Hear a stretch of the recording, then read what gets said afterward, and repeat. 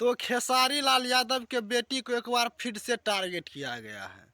इस गायक को आप लोग नहीं जानते होंगे, लेकिन ये अपने नाम जमाने के लिए और कमाने के लिए खेसारी लाल यादव के बेटी को टारगेट किया गया है। तो जिनका नाम है मिथुन कुशवाहा, और इस लड़का को अभी पता नहीं है कि इससे कुछ ही दिनों पहले पंकज सिंह का नाम एक खेसारी लाल यादव की बेटी कृति पे सॉन्ग गाया था।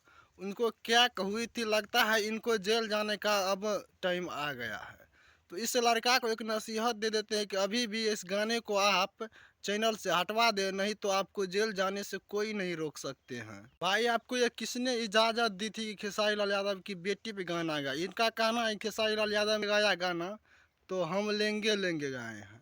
अब खेसारी लाल यादव इतना आसानी से वो चुप नहीं बैठने वाले हैं, क्योंकि आपने उनकी बेटी को, खेसारी लाल यादव अब इतने आसानी से आपको रहने नहीं देगा, क्योंकि आपने उनके बेटी पे जो है उनके बेटी को टारगेट किया, और उनकी बेटी अब सबसे प्यारी मानती है अपनी बेटी को, और भाग्यशाली भी मानते हैं।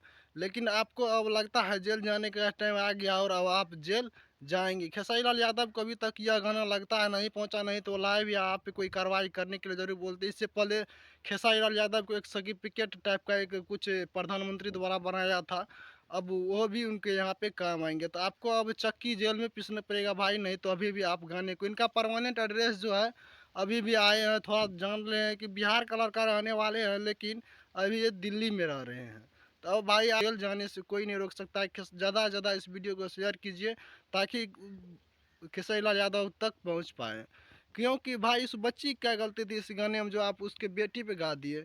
आप किसी को टारगेट करके गाना गा रहे हैं क्या? इससे पहले आप बहुत अश्लील गाना गाए हैं। ये गाने आए हैं पगला म्यूजिक पे, जो चैनल का नाम, और इस चैनल को आप लोग स्ट्राइक मारिए, ताकि ऐसे ऐसे गाने को अपलोड नहीं कर सके।